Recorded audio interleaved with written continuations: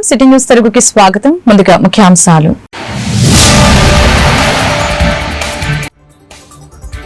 విదేశాల్లోని IT నిపుణుల్లో 30% మన తెలుగు వాళ్లే. Knowledge hub గా ఆంధ్రప్రదేశ్ తయారవుతుంది. సీఎం చంద్రబాబు ప్రకటన.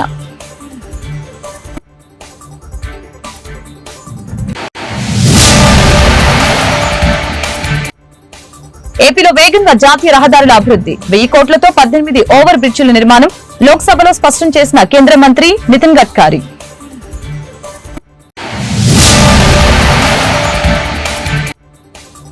రాష్ట్రంలో అంబేద్కర్ రాజ్యాంగం అమలు కావటం లేదు. రెడ్ బుక్ పాలనతో ప్రజలపై అక్రమ కేసులు పెడుతున్నారు. మాజీ మంత్రి అంబటి వ్యాఖ్యలు.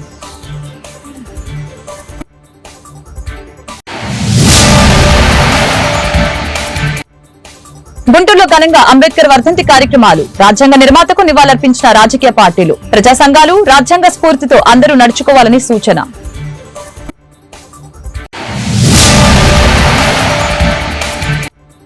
పోలీస్ పరేడ్ గ్రౌండ్స్ లో ఉత్సాహంగా హోంగార్డ్స్ వ్యవస్థాపక దినోత్సవ వేడుకలు. గౌరవ వందనం స్వీకరించిన ఎస్పీ సతీష్ కుమార్. ప్రజా రక్షణలో పోలీసులతో సమానంగా హోంగార్డులు సేవలు అందిస్తున్నారని వెల్లడి. నాబార్డు హబ్ గా ఏపీ తయారవుతుందని సీఎం చంద్రబాబు తెలిపారు. ఐటీ, నాలెడ్జ్ ఎకనామీలో యువత సమర్థులుగా మారుతున్నారని చెప్పారు. విదేశాల్లోని మన దేశ ఐటీ నిపుణుల్లో 30% తెలుగువారేనని తెలిపారు. విశాఖపట్నంలో ప్రస్తుతం ప్రపంచంలో ఎక్కడైనా సాంకేతికపైనే చర్చ జరుగుతోంది. దీంతో అనేక నూతన మార్పులు వస్తున్నాయి. జీవితంలో అది ఓ భాగంగా మారింది. భారత్లో ఆధార్ సాంకేతికత అనుసంధానంతో అన్ని వివరాలు తెలుస్తున్నాయి. 1995లో తొలిసారి సీఎం అయ్యాక హైదరాబాద్ లో ఐటీ రంగం అభివృద్ధికి కృషి చేశా. పీపీపీ పద్ధతిలో హైటెక్ సిటీని నిర్మించాం. ఇప్పటి వరకు ప్రభుత్వ, ప్రైవేట్ భాగస్వామ్యంతో పనులు జరిగేవి. కొత్తగా P4 విధానం తీసుకువస్తున్నాం. ఇక నుంచి ప్రజలు ప్రభుత్వం, ప్రైవేట్ భాగస్వామ్యం విధానంతో ముందుకు వెళ్తామని చంద్రబాబు తెలిపారు. If all of us, I want to make Andhra Pradesh is a knowledge hub. Because of all these things, historical information is we are having on cloud. Artificial intelligence is mature. Real-time information you can collect real-time with various devices. One is cell phone. You can go to the field. You can check there is a pest. Immediately one SMS message or one WhatsApp message, drone will come. It will detect pest exactly and application of pesticides with precision. These are all happening today. Night times you have to program drone, you may not do it. So we are having CCTV cameras. It is watching continuously, information is coming. So surveillance automatically we can do. Then drone at any time, we can send any remote area, not one use case, any use cases, number of use cases. Even medicines, transportation, or analytics, or real-time application. All these things you can do it. IoTs, medical devices are coming today. I am seeing not one application. One is preventive health. One is monitoring health. One is whenever there is a need, at that time you can go for cure. With all these combinations, you can reduce medical cost drastically. These are all various advantages we are having. So, Government of Andhra Pradesh also thinking very seriously. రాజ్యాంగ నిర్మాత doctor BR Ambedkar వర్ధంతి సందర్భంగా వైఎస్ఆర్సీపీ అధినేత YS Jagan నివాళులర్పించారు. తాడేపల్లిలోని party కేంద్ర కార్యాలయంలో శుక్రవారం జరిగిన కార్యక్రమంలో అంబేద్కర్ చిత్రపటానికి పూలమాలలు వేసి నివాళులు అర్పించారు. ఈ సందర్భంగా వైఎస్ జగన్ మాట్లాడారు. ఆయన జీవితం అందరికీ ఆదర్శనీయమని కొనియాడారు. విజయవాడలోని స్వరాజ్ మైదానంలో ప్రపంచంలోనే ఎత్తైన అంబేద్కర్ గారి సామాజిక న్యాయ మహాశిల్పాన్ని తమ హయాంలో ఏర్పాటు చేసిన విషయాన్ని వైఎస్ జగన్ ఈ సందర్భంగా గుర్తు చేశారు.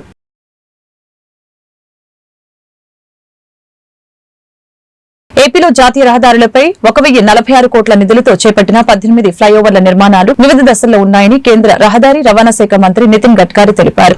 లోక్సభలో వైసీపీ ఎంపీ మిథున్ రెడ్డి అడిగిన ప్రశ్నకి మంత్రి సమాధానం ఇచ్చారు. NH 216 A పై మోరంపొడి, జొన్నాడ, ఉండ్రాజవరం జంక్షన్ తేతలి కైకరం వద్ద నిర్మిస్తున్న 5 వంతెనలు 2025 ఏప్రిల్ 2 నాటికి పూర్తవుతాయి. NH-16 పై గొలగమూడి జంక్షన్, నెల్లూరు టీ జంక్షన్ల వద్ద నిర్మిస్తున్న 2 వంతెనలు 2025 సెప్టెంబర్ 11కి, విశాఖపట్నం ఎయిర్పోర్టు జంక్షన్ వద్ద నిర్మిస్తున్న ఫ్లైఓవర్ 2025 ఫిబ్రవరి 15కి, గుంటూరు మిర్చియార్డు వద్ద నిర్మిస్తున్న వంతెన జనవరి 6వ తేదీ కల్లా పూర్తి చేయాలని లక్ష్యంగా పెట్టుకున్నట్లు తెలియజేశారు. NH-16 పై Nagulupalapadu growth centre, Rajulapalem junction వద్ద తలపెట్టిన వంతెనల నిర్మాణానికి అనుమతి లేఖలు ఇచ్చాం. ఇదే హైవేలో Rajupalem cross road, Jonnatali cross road, Chevvuru cross road, Ranasthalam town portion తో పాటు NH-44 పై కియా వద్ద తలపెట్టిన ఫ్లైఓవర్ల నిర్మాణాలకి బిడ్లు పిలిచాం. NH-16 లో శ్రీ సిటీ 0 చిల్లకూరు సెంటర్ వద్ద తలపెట్టిన ఫ్లైఓవర్ నిర్మాణాలకి బిడ్డు పిలవాలని ఉందని గడ్కరీ తెలిపారు. कोशिश करो पर दो चीजों जिनके पूरी सफलता में प्लांटेशन और रोड सेफ्टी। तो प्लांटेशन में प्रॉब्लम यह है कि अभी हमने ये जो राजमुंदरी करके अपना आंध्र प्रदेश का एक डिस्ट्रिक्ट है, वहाँ बहुत अच्छी नर्सरी है, हाईएस्ट व्यू फ्रॉम दैट। तो मैंने नियम किया कि 3 मीटर का ही पेड़ लगना चाहिए NH पर। तो इनके यहाँ के नर्सरी के पूरे पेड़ खत्म हो गए, क्योंकि अब वो मिले नहीं, अभी नर्सरी भी खोल रहे हैं।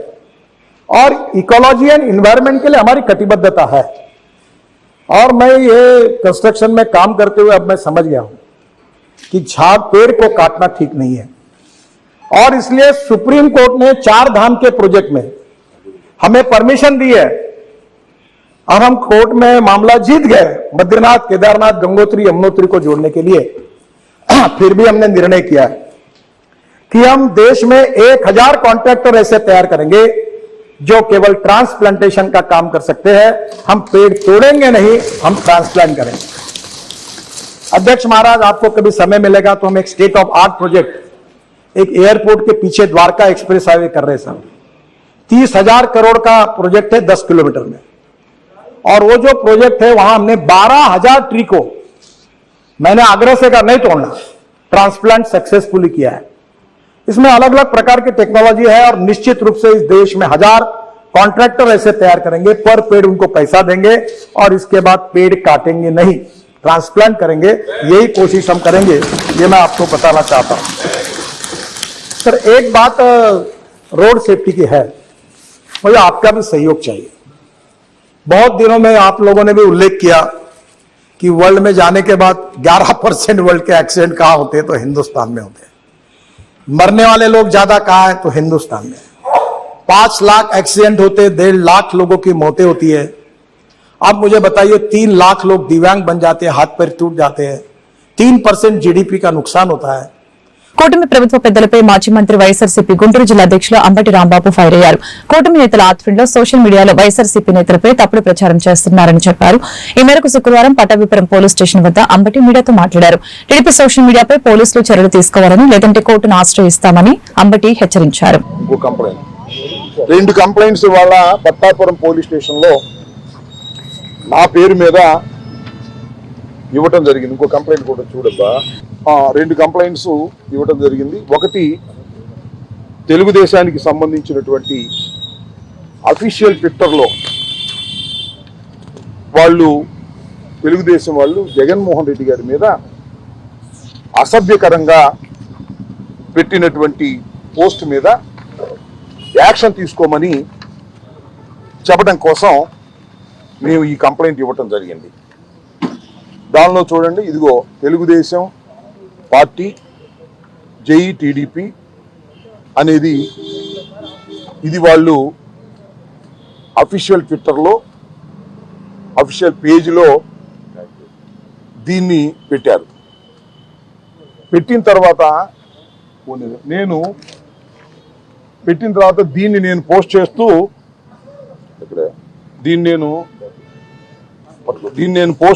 దీన్ని ట్విట్టర్లో పోస్ట్ చేస్తూ ఏం చెప్పానంటే, అయ్యా మీరు ఈ విధంగా పెట్టారు, ఈ విధమైన మార్ఫింగ్ చేసి మా నాయకుడిపై పోస్టులు పెడుతూ మాకు నీతులు చెప్పారు, కేసులు పెడుతున్నారు. మేము కూడా ఎన్సీబీ మీద, నారా లోకేష్ మీద ఈ మార్ఫింగ్ చేసే ఫోటోలు పెట్టలేమా? ఈ అసభ్యకరమైన పోస్టును తక్షణమే డిలీట్ చేయండి, లేదంటే చట్టపరమైన చర్యలకు వెళ్తాము, జాగ్రత్త అని మళ్ళా నేను ట్విట్టర్లో పోస్ట్ చేశాను. ఈవెన్ దెన్ అప్పుడు కూడా వారు తొలగించలేదు. దాన్ని దృష్టిలో పెట్టుకొని ఈరోజు దీని మీద యాక్షన్ తీసుకోవాల్సిందిగా మా నాయకుడిని ఈ విధంగా అవమానకరంగా మీరు మాట్లాడుతున్నారు, వీరి మీద మీరు యాక్షన్ తీసుకోండి అని కంప్లైంట్ ఇవ్వడం కోసం వైఎస్ఆర్ కాంగ్రెస్ పార్టీ తరఫున మేమందరం ఇక్కడ ఉన్నటువంటి ఫాతిమా గారు కానీ, అదేవిధంగా వేణుగోపాల్ రెడ్డి గారు ఎక్స్-ఎమ్మెల్యే గారు కానీ, ఇంకా కౌన్సిలర్స్, ఇంకా అందరం కలిసి జట్టుగా వచ్చి ఈ కంప్లైంట్ని వారికి సబ్మిట్ చేశాం. దాంతోపాటు ఎక్నాలెడ్జ్మెంట్ కూడా తీసుకుంటున్నాం. రెండవ కేసు ఏంటంటే ఇది జగన్మోహన్ రెడ్డి గారి మీద టీడీపీ అఫీషియల్ పేజ్ నుంచి పెట్టినటువంటి కేసు. రెండవది ఏంటంటే ఇది ఒక విచిత్రమైన కేసు. ఆయన ఎవరో యూట్యూబ్లో సీమరాజ్ అంట, ఆయన ఏం మాట్లాడతాడో అర్థం కాదు. మా కండువానే వేసుకుంటాడు, వైసీపీ కండువానే. ప్రముఖ సినీ నటుడు అక్కినేని నాగార్జున కుటుంబం శ్రీశైలం మల్లలను దర్శించుకుంది. ఈ నేపథ్యంలో నూతన వధూవరులతో కలిసి కుటుంబ సభ్యులు స్వామి అమ్మవార్లను దర్శించుకున్నారు. స్వామివారికి రుద్రాభిషేకం నిర్వహించారు. అనంతరం నూతన దంపతులకి అర్చకులు వేదాశీర్వచనం చేశారు. తొలుత ఆలయ మహాద్వారం వద్ద వారికి ఆలయ అధికారులు అర్చకులు స్వాగతం పలికారు. ఈ ఫోటోలు, వీడియోలు సోషల్ మీడియాలో వైరల్ అవుతున్నాయి.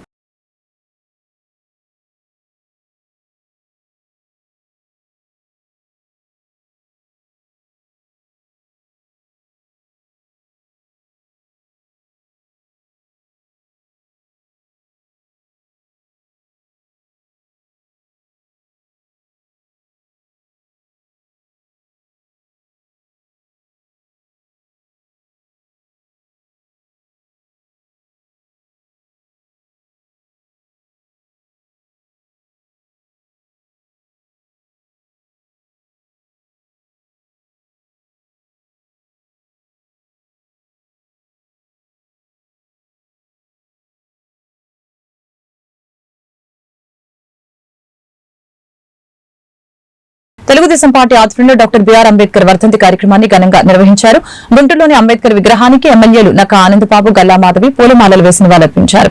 అంబేద్కర్ స్ఫూర్తితో రాష్ట్రంలో కూటమి పరిపాలన సాగుతుందని ఎమ్మెల్యేలు తెలిపారు.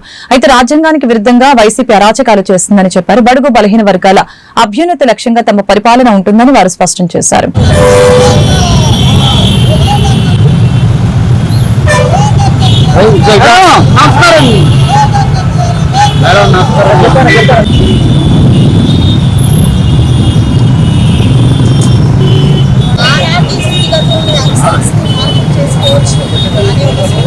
చేసి మనకు అందించిన మహోన్నత వ్యక్తి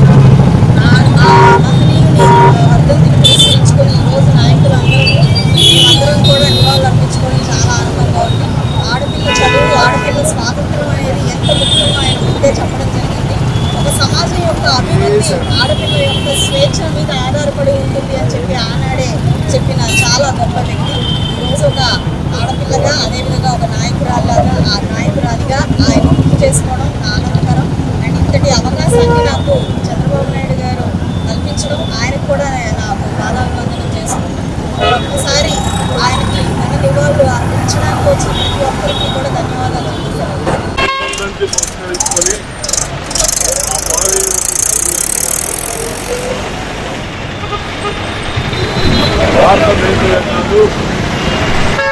ప్రపంచవ్యాప్తంగా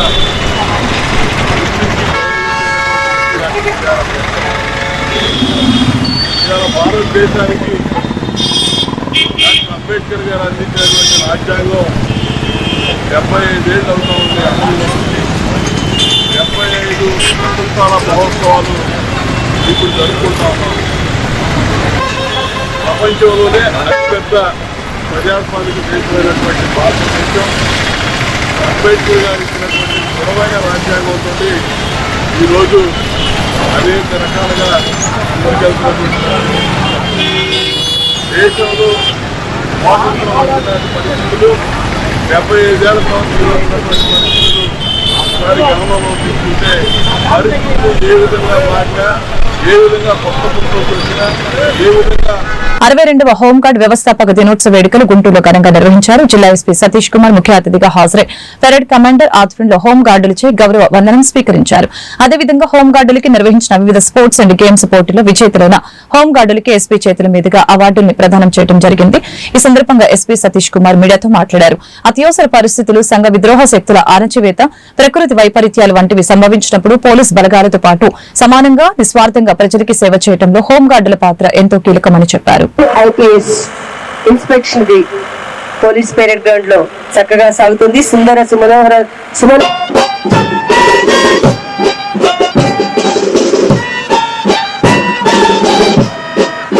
సాగుతోంది ముందుకు.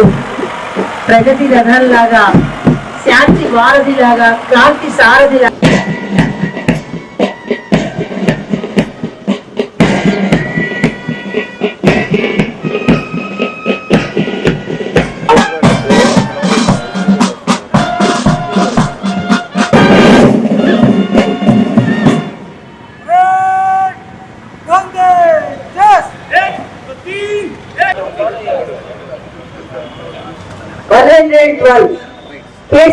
WHG 95, G కోటేశ్వరరావు గారు 35, D శివనాగేశ్వరరావు గారు,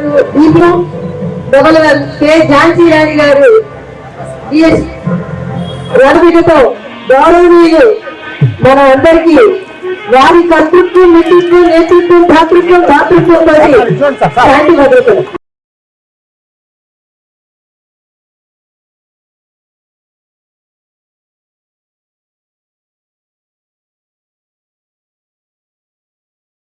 ప్రశాంతికి పతాక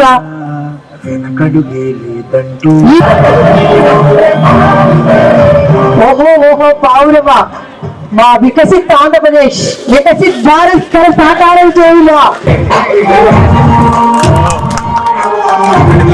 రెండో దినోత్సవంగా మన హోంగార్డ్స్ రైజింగ్ డేని సెలబ్రేట్ చేస్తున్నాము.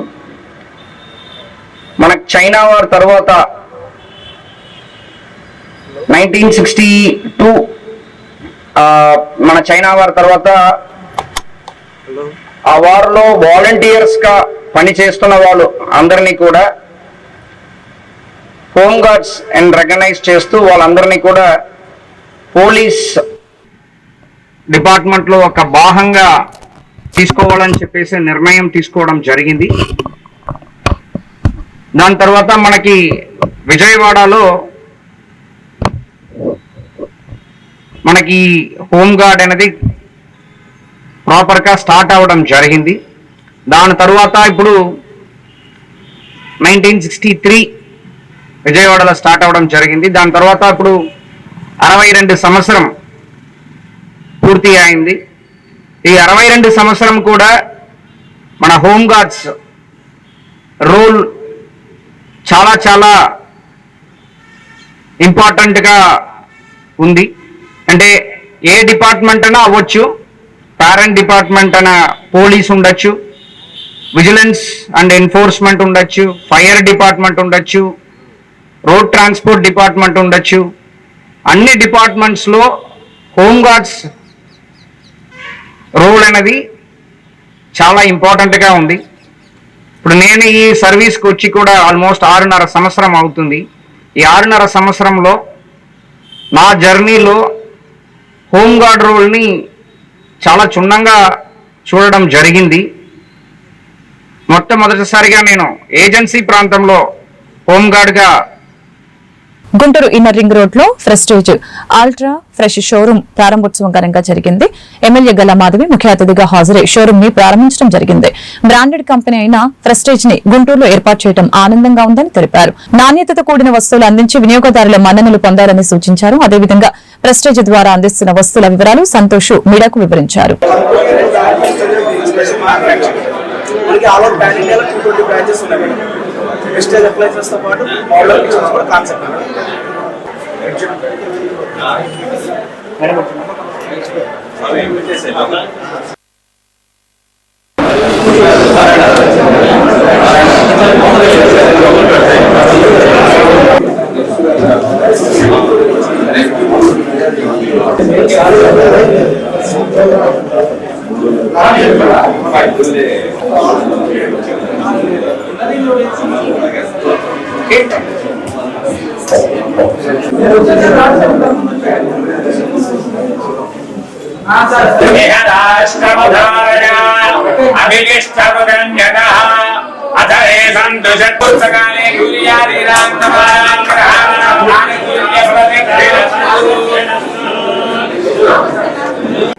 కోటేశ్వరరావు గారు దీనికి డైరెక్టర్గా, మేనేజింగ్ డైరెక్టర్గా ఉన్నారు.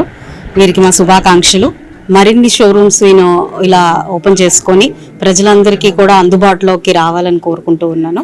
ఈరోజు మోడ్యులర్ కిచెన్ అనేది కాంటెంపరీగా ప్రతి ఒక్కరూ వారి ఇళ్లలో మోడ్యులర్ కిచెన్ మీదే ఇంట్రెస్ట్ చూపిస్తూ చేసుకుంటూ ఉన్నారు, డిజైన్ చేస్తూ ఉన్నారు. సో ఇప్పుడు ప్రెస్టీజ్ ఒక అప్లయన్సెస్తో పాటుగా ఇంటీరియర్లో కూడా ఎంటర్ అయ్యారు.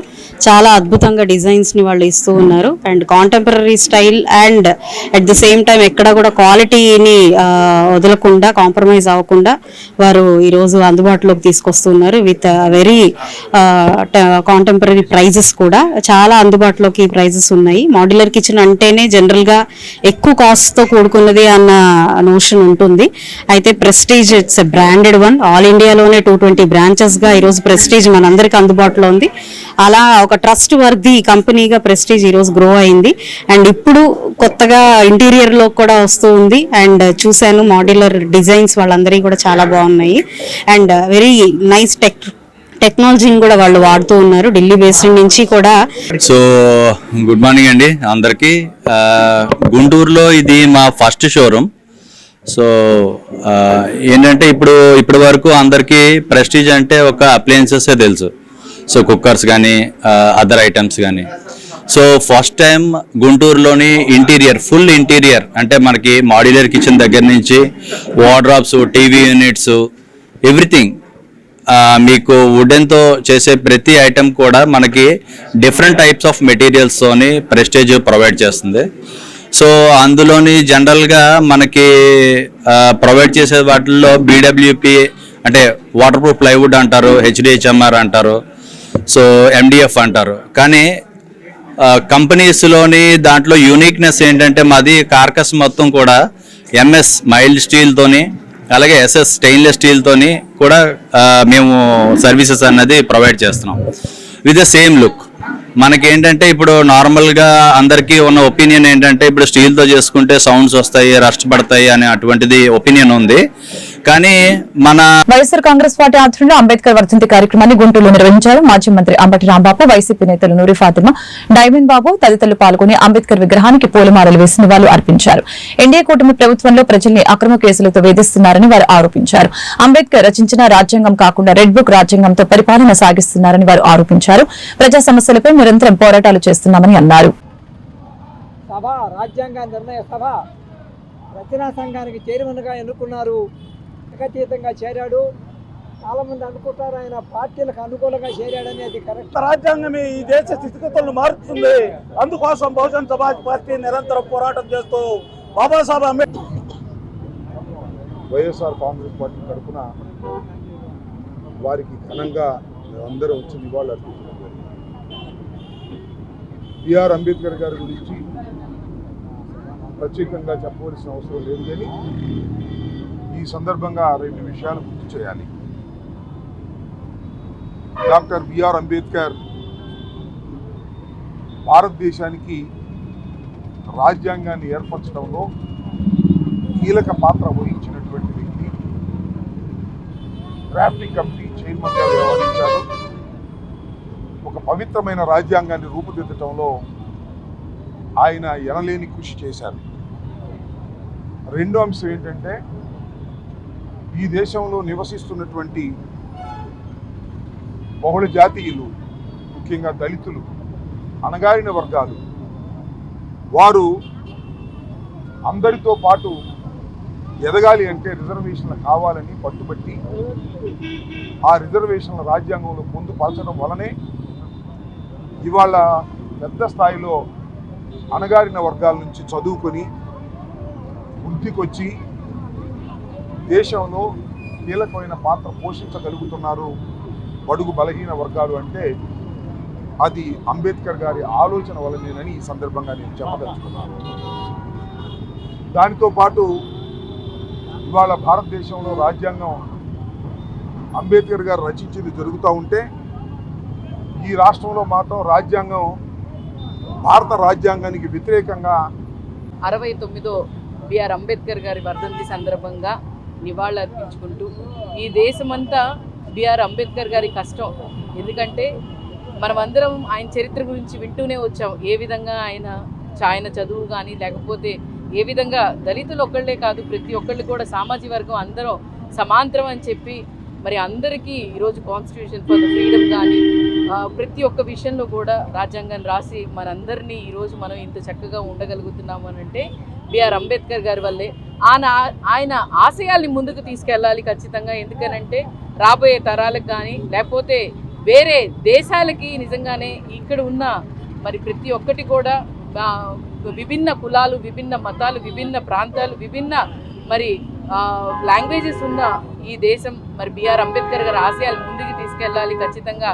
మరి అదేవిధంగా ఇక్కడ ఆంధ్రప్రదేశ్లో కూడా రాజ్యాంగాన్ని మరి ఖచ్చితంగా వాళ్ళు పాటించాలి. ఏ విధంగా, ఎందుకనంటే పార్టీలు ఎవరు వచ్చినా కూడా అందరినీ సమానంగా చూడాలి. ప్రతి ఒక్క పేదవాడిని కూడా తన వర్గంగా తీసుకొని చేయాలి ఖచ్చితంగా ఈ ప్రభుత్వానికి. గుంటూరు ఇన్నర్ రింగ్ రోడ్ లో రాజధాని చాయ్ హబ్ ప్రారంభోత్సవం ఘనంగా జరిగింది.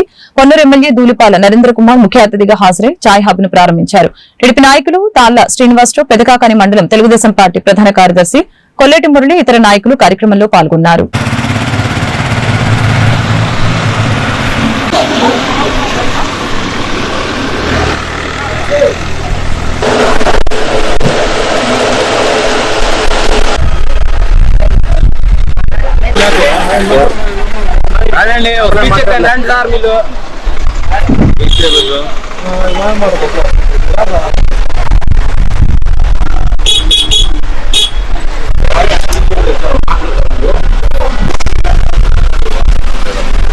అలాగే ఈరోజు Mahatma Gandhi inner ring road రాజధాని చాయ్ హబ్కి ధూళిపాల నరేంద్ర కుమార్ గారు చేతుల మీదుగా ప్రారంభోత్సవం జరపడం జరిగింది.